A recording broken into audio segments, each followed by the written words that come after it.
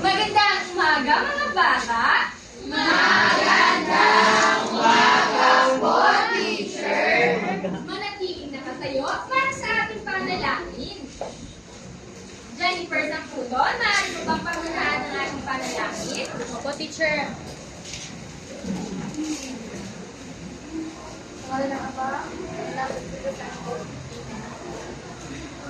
Ngayon, bago kayo upo, siguraduhin walang basura nakakalat sa inyong paligid at pag-iayos ang inyong upuan. Tapos na ba kayo mga bata? Opo, teacher! Maaari na kayong upo. Ngayon, pag tinawag ni teacher ang iyong pangalan, ang sasabihin nila ay, nandito po ako, teacher. Maliwanag kayo mga bata? Opo, teacher! Andres, Eric, Nicole, Narito po, teacher! Monteverde, Juliana, Manaling, walang lumiban sa araw na ito.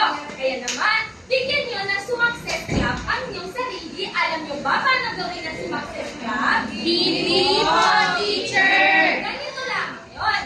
1, 2, 3, 1, 2, 3, sumakses. Ngayon, sabay-sabay natin gawin. 1, 2, 3, 1, 2, 3, sumakses. Ngayon mga bata, kapag nagsasalita si teacher, anong makinig ang iyong dapat gawin?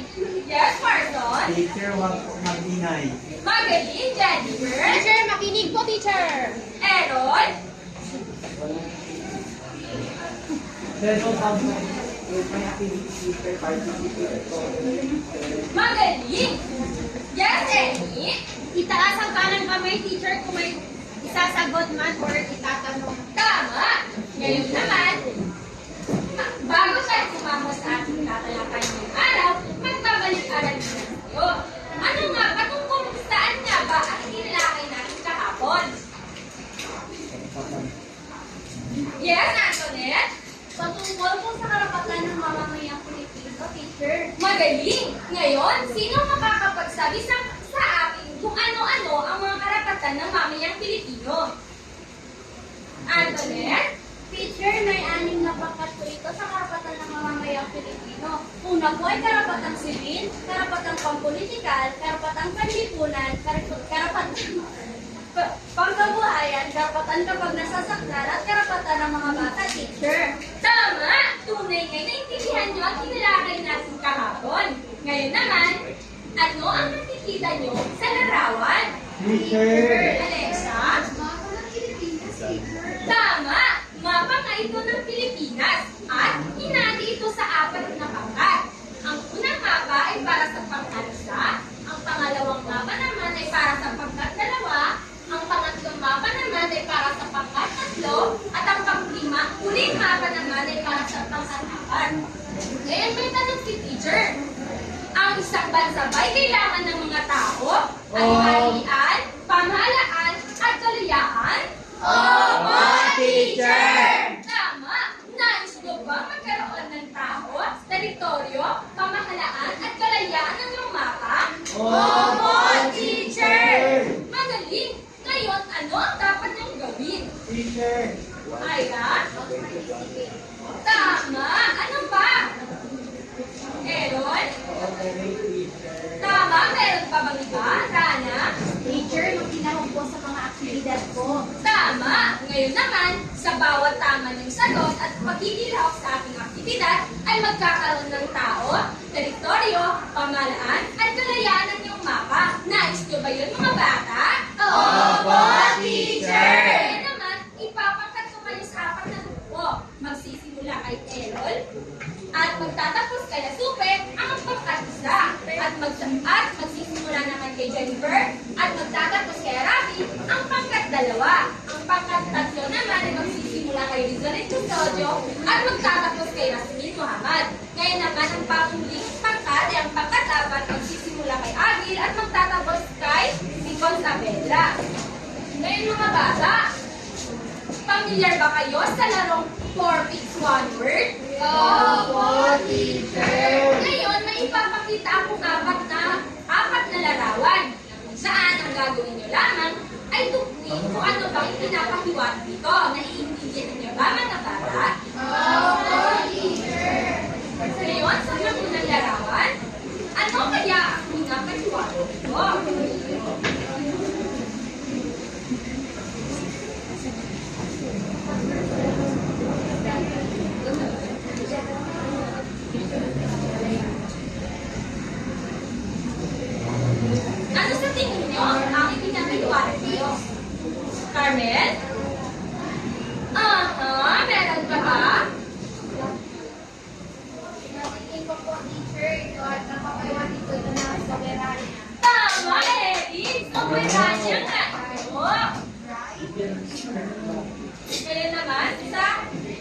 pangalawang larawan.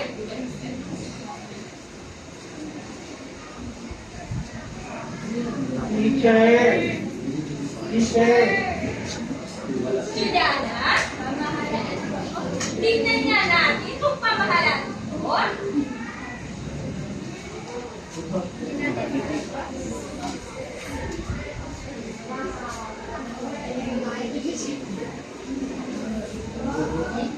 Pamahalaan nga ito. Ngayon naman, sa pangatlong larawan.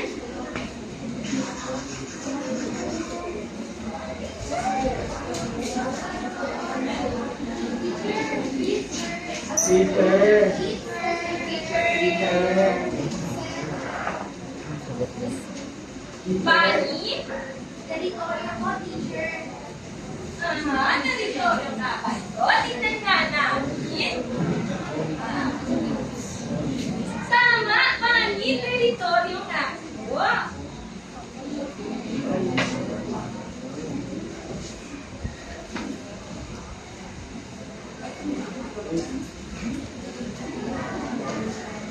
At sa panghuling larawan naman,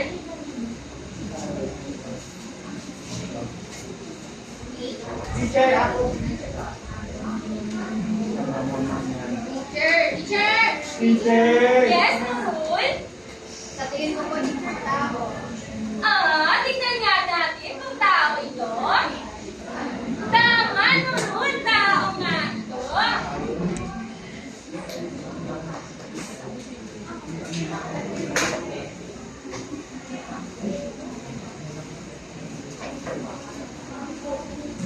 Ngayon naman, base sa ginawa nating gawain, ano-ano ang inyong napansin?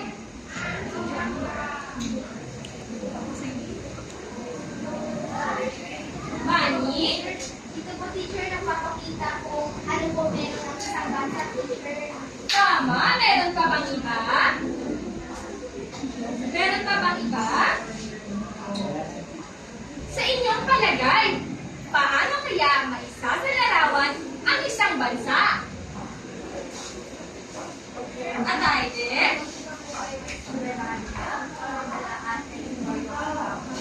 Tama, bigyan nga natin ng tatlong bagsak si Ira. Ngayon,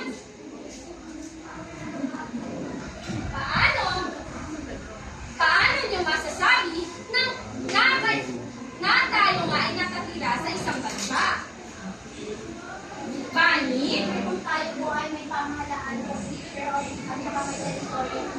Tama, Bunny. Masasabi na natin na tayo ay nakatira sa isang bansa kung may apat na konsepto ito. Ito ay tao, teritoryo, pamahalaan, at kalayaan. Ngayon, sabay-sabay natin alamin kung patungkol saan ang ating tatalakayin ngayong araw.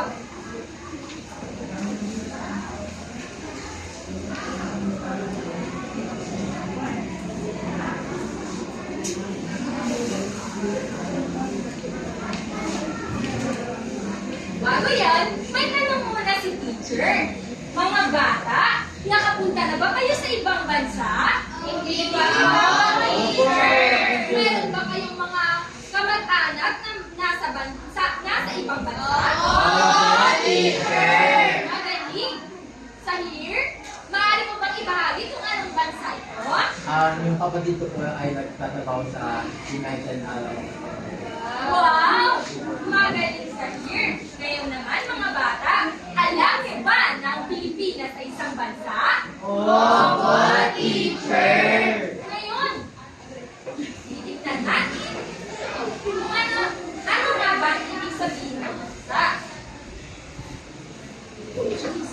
Maaari nyo bang basahin ng sabay-sabay? Bansa. Ang bansa ay lugar o teritoryo na may naninirahang mga grupo ng tao na may magkakatulad na kultura pinanggagalingan. Kung kaya makikita ang isa o pare-parehong wika, pamanan, reliyon at lahi. Tama! Ang bansa ito ay isang grupo ng tao na magkakasama at pare-pareho ang kanilang mga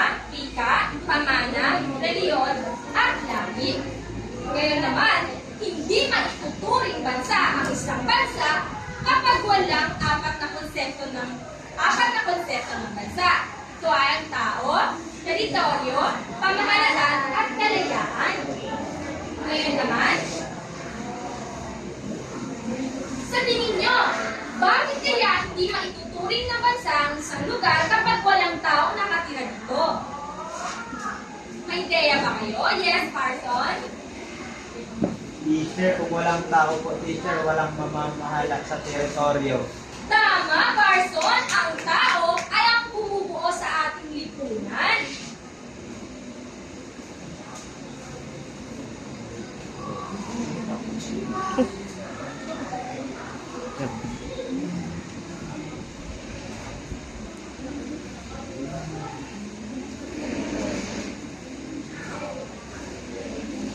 Sa tingin nyo, ano kaya ang tawag sa ating mga tao na nakatira sa Pilipinas? Jocelyn? Tama, Pilipino.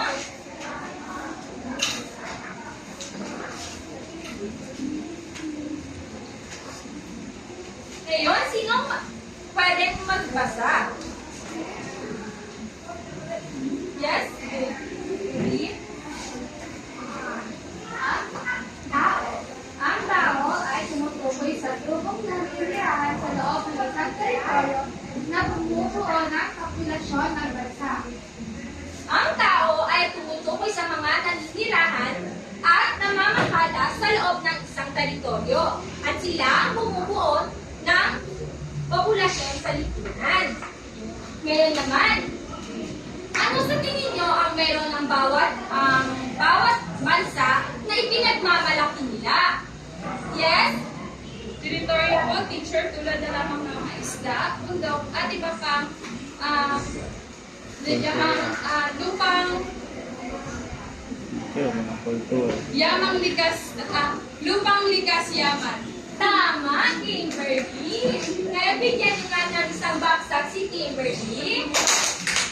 Ngayon naman, para sa pangalawang konsepto ay, sa tingin nyo, mayroon kayang pamahalaan ang ating bansa? Opo, teacher! Sa tingin nyo rin, bakit kaya mahalaga na mayroong pamahalaan ang isang bansa? Bani? Teacher, importante po yung teacher kasi ito po ang namamahala sa ating teacher para mayroon po tayong inisang gagawin ng isang bansa para sa ating Tama, Bani. Meron pa bang iba? Yes, Jocelyn? teacher. Importante po na may mamahala po sa isang bansa po upang mapanatili ito ang maayusan at kalayaan ng bansa. Tama, mahalaga na mayroong pamahalaan ng ating bansa sapagkat ito ang napapanatili ng kaayusan ng ating bansa.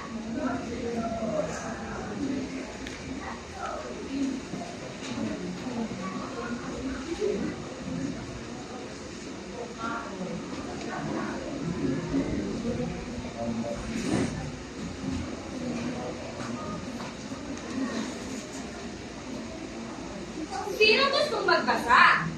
Yes, here. Teritoryo. Ang teritoryo ay tumutukoy sa lawak ng lupain at katitigan kasama ang mga ipapawid at kalawakan sa itaas nito.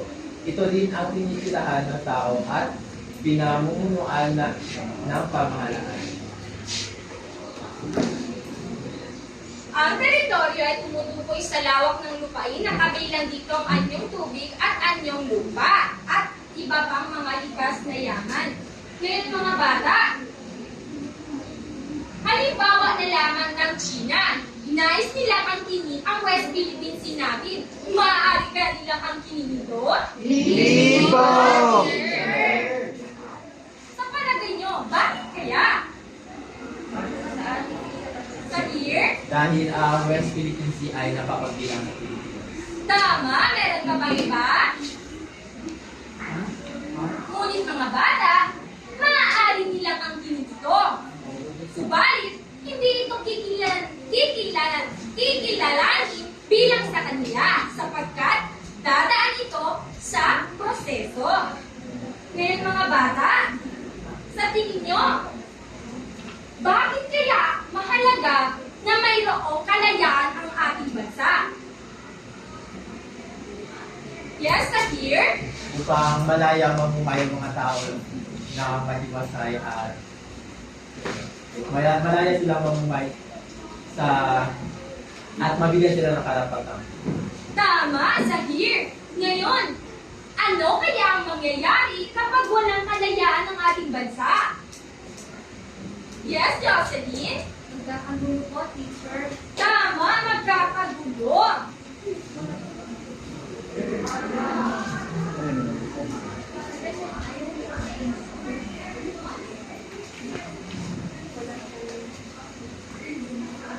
Maaari niyo bang basahin kung ano ang ibig sabihin ng soberano ng sabay-sabay?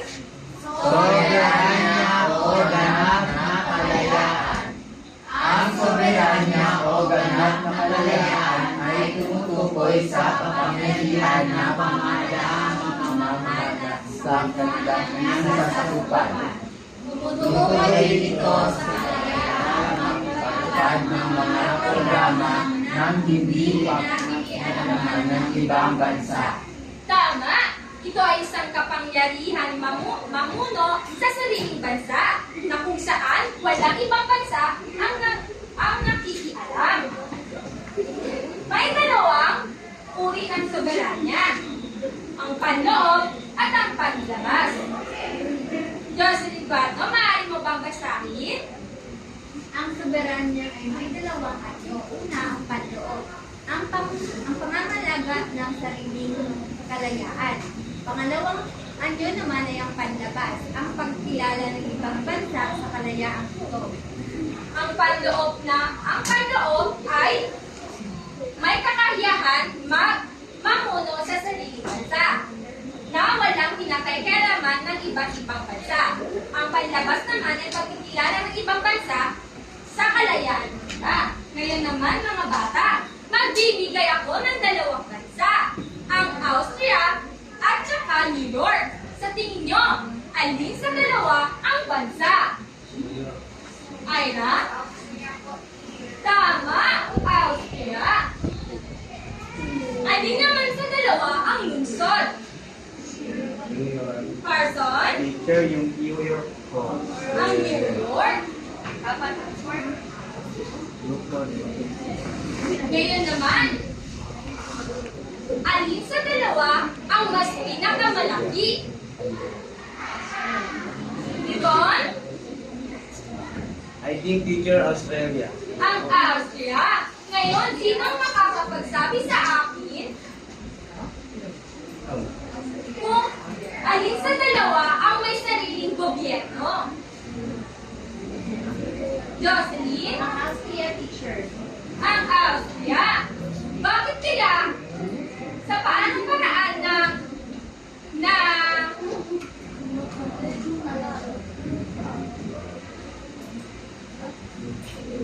bakit kaya sa tingin nyo na may sariling gobyerno ang Austria?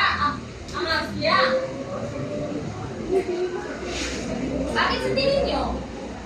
Yes, Jocelyn? Sa tingin ko po, mayroong ang Austria ay may sariling gobyerno dahil ito ay isang bansa at isang bansa ay binubuo ng 4% kung saan ito ay tao, teritoryo, pamahalaan at soberanito. Ngayon, magaling Jocelyn. Ngayon, may sariling pamahalaan din ba ang New York? Wala. Nerlin? Wala po, teacher, dahil ito ay bahagi lamang ng USA at may sariling lokal na pamahalaan lamang ito, teacher. Tama, Nerlin. Ngayon naman, mga bata, ang susunod na gawain natin ay tinatawag na fill the cabbage na kung saan sa bawat layer na ito ay mayroong katanungan na may kaugnayan sa konsepto ng bansa.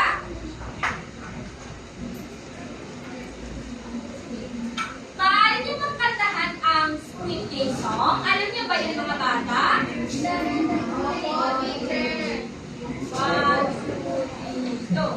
Stop! Stop! Marzo, maaari mo bang basahin? Ano ang tanong? Ano ang apat na konsepto ng bansa? Ang apat na konsepto ng bansa ay soberanya, pamahalaan, teritoryo, at tao. Magaling, Marzo! Ngayon, ipasa na ulit ang cabbage.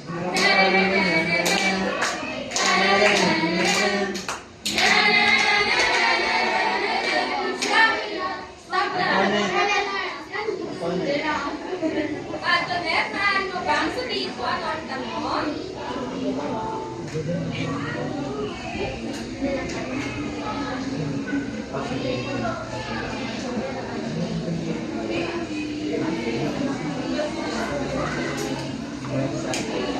Antoinette, maaari ka bang tumayo? Ang bansa ay pinagawa ng apat na konsepto ng Ano ang kahulugan? Ano ang kahulugan? Ano ang kahulugan? Ano ang kahulugan ng bansa? Ang bansa ay binubuo ng apat na konsepto. Ito ay ang soberanya, pamahalaan, teritoryo, at tao. Hindi nabubuo ang bansa kung wala ang apat na konsepto na ito. Tama, ngayon, lagi niyong tandaan na kailangan alagaan natin ang ating bansa sapagkat dito tayo nakatira at natuto. Ngayon naman mga bata, magkakaroon tayo ng pangkatang gawain. Ang tawag sa gawain ito ay, alam ko, alam mo rin. Sa maliit na kahon ay pupunan nyo na kung ano-anong konsepto ng bansa ito. At sa malaki na mga kahon ay bibigyan nyo ang kapunan. Bibigyan ko lamang kayo ng 3 minuto at pumili ng isang miyembro na magre-representa sa inyong ginawa. Maaari ba kayong bumuo ng maliit na bilog? 1, 2, 3.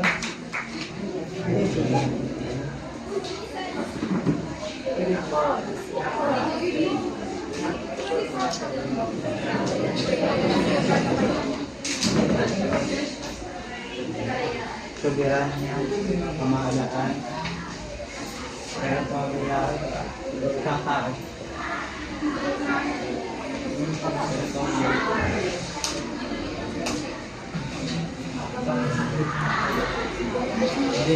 Ay, ilang stop mo na. Post na lang na nakapost. Maaari niyo bang ibalik ulit ang upuan sa tamang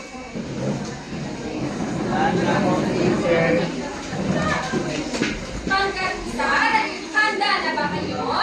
Opo, teacher! Sino ang magre-representa? Mayra po, teacher.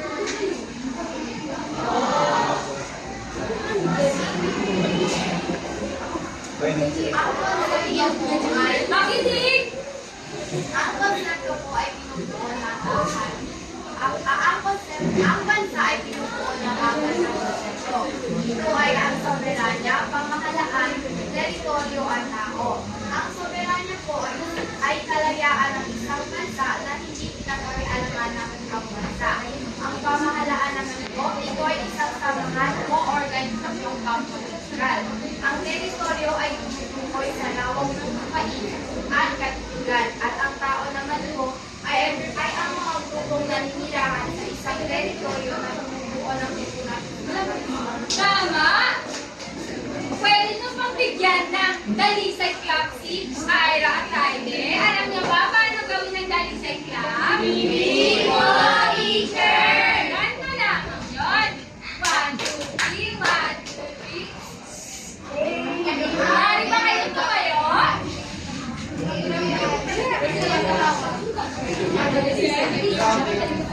Go!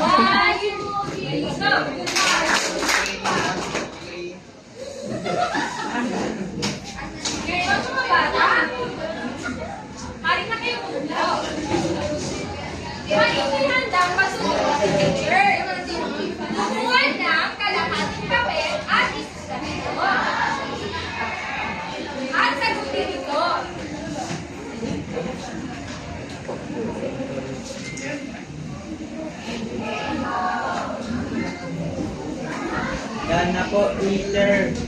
Tapos na ba? Opo, teacher! Ngayon, ipasa ang iyong mga papel paharap. Nandito ka ba?